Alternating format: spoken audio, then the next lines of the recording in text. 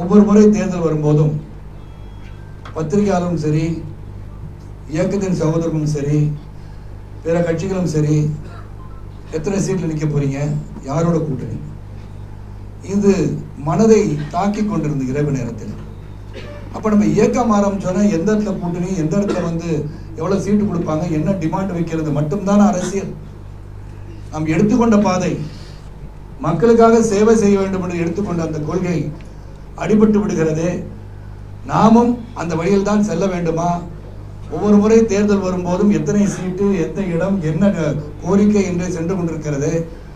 நம் வலிமையெல்லாம் ஏன் ஒரு வலிமையான மோடிஜி அவர்களுக்கு நாம் அர்ப்பணித்து அவருடன் சேர்ந்து செயல்பட்டால் என்ன என்று என் மனதில் தோன்றியது.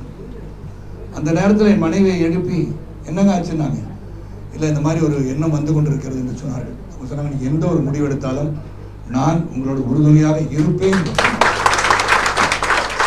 அது சொன்ன பிறகு நம்ம முடிவு எடுத்துட்டோம், ஐயோ இந்த நேரத்தில் ஏங்க அதெல்லாம் நாங்களாம் இப்போ வரவேற்கிற மாதிரி இருக்க முடியாதுன்னு சொல்லிட்டாங்கன்னா என்னன்னு சொல்லி 2 மணி அளவிலும் உறங்காமல் காத்துக்கொண்டுதான் மற்ற உறுப்பினர்கள் என்ன சொல்ல போகிறார்கள், கட்சியை எப்படி வழிநடத்த வேண்டும் என்ற தேர்தலில் சிந்தித்துக் கொண்டிருக்கிற நேரத்திலும் போன் அடிச்சோன்னு என்னங்கன்னு கேட்ட உடனே, இப்படி ஒரு முடிவை நான் எடுத்திருக்கின்றேன், அது சாத்தியமா என்று கேட்டேன்.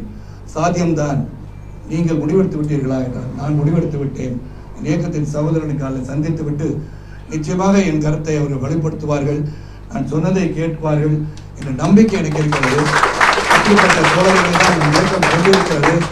ஆக தலைவன் எவ்வளியோ அவ்வளிதான் நாங்கள் என்று ஒரு ரசிகமன்ற காலம் தொட்டே பயணிக்கிற அவர்கள் என்னை தாண்டி, என்னுடைய கருத்துக்களை தாண்டி, என் மீது இருக்க நம்பிக்கையை தாண்டி எந்த ஒரு கருத்தும் தெரிவிக்க மாட்டோம், மாற்றான கருத்தை தெரிவிக்க மாட்டாங்க அடிப்படையில் தான் இந்த முடிவை எடுத்து, ஏற்கனவே நாங்கள் பாரதிய ஜனதா கட்சியுடன் தான் இந்த தேர்தலை சந்திக்க இருக்கிறோம் சொன்ன நாங்கள் இன்று பெருமையுடன் கூறுகிறேன், இது ஒரு சிறந்த வழி.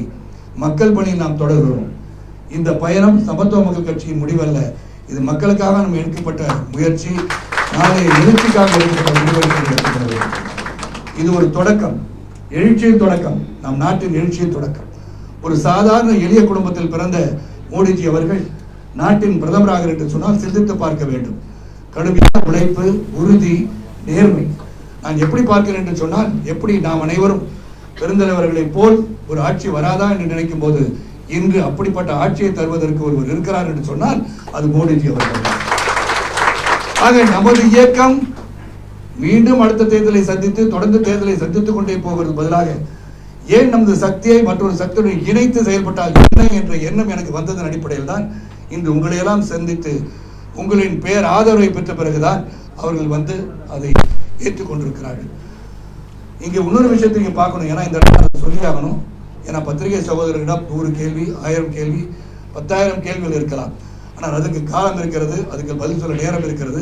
ஆனால் இன்று நாங்கள் சமத்துவ மக்கள் கட்சி தலைவனாக எனக்கு ஆதரவளித்த அனைத்து மாநில நிர்வாகிகள், மண்டல அமைப்பு செயலாளர்கள், மாவட்ட செயலாளர்கள், ஒன்றிய நகர செயலாளர் அனைவரும் இங்கே மட்டுமல்ல கீழே வந்திருக்க அனைத்து சகோதரரும் சேர்ந்து தலைவர் எடுக்க முடிவுக்கு நீங்கள் கட்டுப்பட்ட காரணத்தினால், உறுதுணையாக இருப்பேன் என்று சொன்ன காரணத்தினால், நான் அவர்கள் ஏற்கனவே நான் சேர வேண்டும், இணைந்து செயல்படும் சொன்னதற்கு நீங்கள் இணங்கிய ஒரு அடிப்படையில் இப்பொழுது நான் உங்கள் முன் மீண்டும் ஒரு முறை மாநில தலைவர் அண்ணாமலை அவர்கள் முன்னிலையிலே எங்கள் இயக்கம் சமத்துவ மக்கள் கட்சியின் இயக்கத்தை பாரதிய ஜனதா கட்சியுடன் இணைத்துக் கொள்கிறேன் என்று மகிழ்ச்சியோடு சொல்கின்றேன்.